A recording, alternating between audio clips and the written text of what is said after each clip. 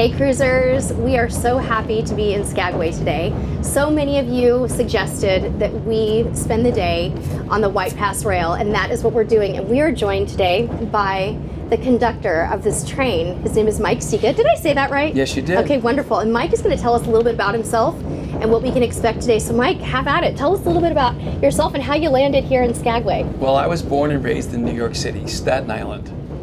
And Staten Island was a nice rural area when I was a child. People don't realize that, even though it's a borough in New York City. But once they built the Verrazano Bridge and it started getting crowded, I realized I didn't want to live my life in traffic. So I had to find somewhere else. Can't blame you. Eventually I came to Alaska, January of '76. I'll be here 42 years this next January. My goodness sakes. And I gravitated towards Southeast because it, believe it or not, reminds me of Staten Island. They got ferries, they got a boardwalk, Love it. they got a Broadway, and it's a beautiful little town. It's a neighborhood. In fact, Skagway reminds me of a neighborhood from Staten Island 50 years ago thrown in the middle of nowhere. That's so cool. A neighborhood of what is it, 1,000 people? It's about 862 in the winter. In the winter. But in the summer with all the seasonal employees, it's close to 2,500. You've got to be kidding me. No. That is a lot. My goodness sakes. So are you one of the full-time residents? I was for 15 years. Okay. I was a journalist when I first came here. I followed my career to Juneau. My wife was the city clerk of Skagway. Now she's the borough clerk of Juneau. I have the great fortune of having one foot in Skagway and one foot in Juneau, the capital of Alaska. Awesome. And what do you like to do when you're not here on the rail? I like to hike, I like to cook, and I like to just be informed, and I enjoy sports, of course. Awesome. What do you like to cook? Mostly it's, I'm an Italian Food, yeah, I was going to say I cook Staten a lot of Island. Italian. But I'll tell you what, growing up in New York, the only salmon we had in a can, and I hated it. So when I came to Alaska and I had wild-caught salmon, and I tasted it for the first time, and I glowed all over, I decided I like to cook salmon a lot as well. None of the canned stuff, though. Nope. We'll leave that in Staten Island. Yes. So tell us a little bit about what we can expect today. Well, this, of course, the White Pass Railroad was built to get people to the gold fields really, really fast. You can expect to see a beautiful railroad, a narrow gauge railroad, some of the original rolling stock that, of course, has been refurbished, some of the most incredible scenery of anywhere, mountains, rivers, passes, just gorgeous colors, and hear about the incredible gold rush history that the White Pass Railroad played an integral part in. It's amazing. I was listening to the narration earlier, and I was really surprised to hear that only 35 people out of the 35,000 workers perished on this line. That's pretty amazing, really. I imagine everyone looked out for each other. Right, and most of those, of course, were to diseases that were claiming a lot of people back then. Only 2 workers died in a construction accident when a rock fell down That's on them. amazing. Is that the little cross we saw back there? Yeah, that's Black Cross Rock. It's amazing. And it was from a blast. It wasn't the blast itself, though, right? With the reverberation from the blast? Right, and it brought this big 400-pound slab of granite down on these 2 men. Yeah. So the question I've been really wanting to ask you, what is it that keeps you coming back year after year? What's special about being a conductor here on the White Pass Rail? Well, I'll go through the whole laundry list of everything that's wonderful about it.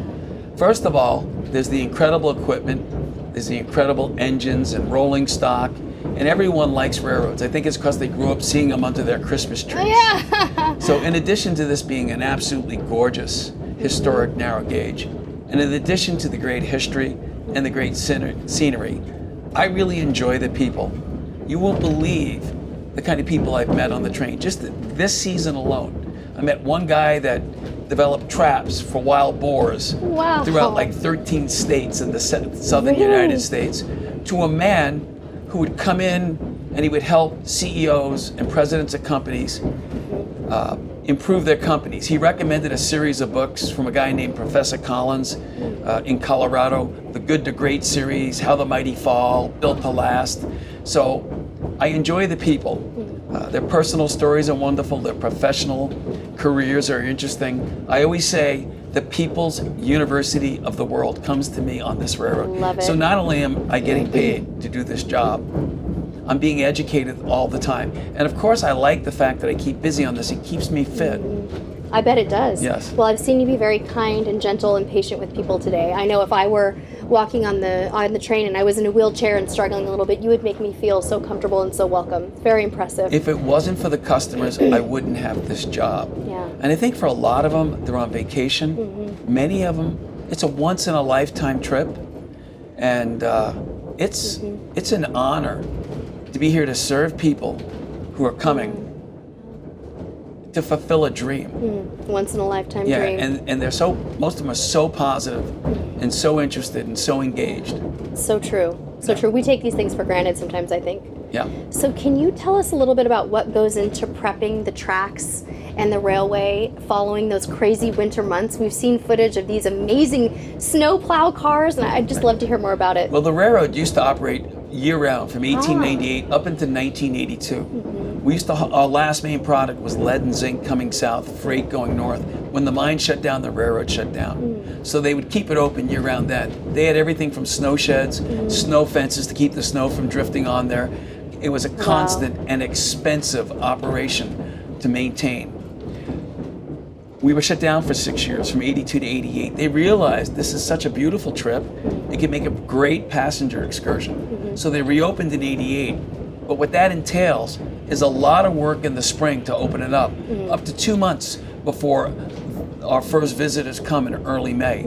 So they're bringing up work trains. They used to have, of course, the rotary engines. It looks like a big screw in the end of an engine. Now what they do is they use Caterpillar bulldozers on flats. They get them off, they plow, and it's constant work. Wow, it sounds like it. It sounds like quite an undertaking. We take for granted that there's so much that goes into it, and there's, 176 or 136 employees, do we decide, with the White Pass Route? They're in the hundreds. Something like that. I don't keep track of all Lots. of them. And every one of them have a love for their job and an expertise in what they do. A lot of people get on this train and they worry. There's these, cliffs. Some people don't like heights, but I can assure them, the people I work with, the car inspectors, the track crews, they take their job very seriously.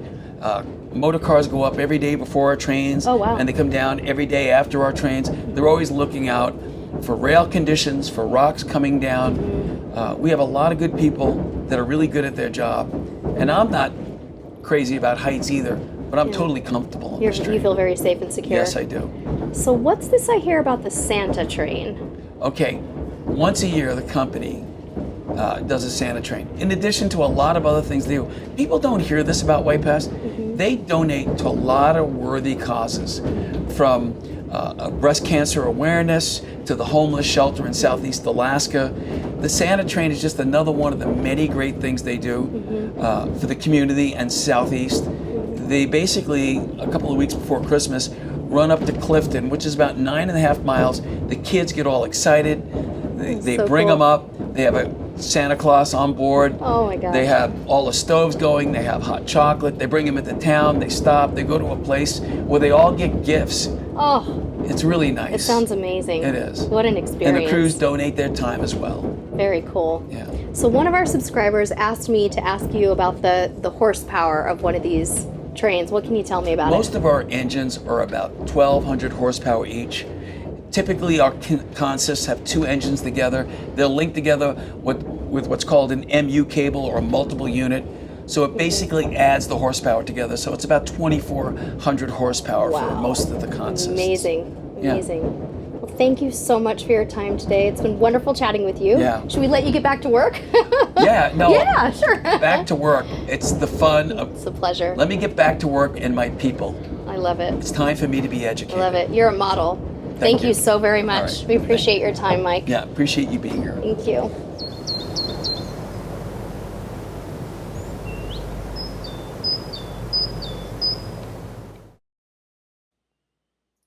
Hey, click me to subscribe.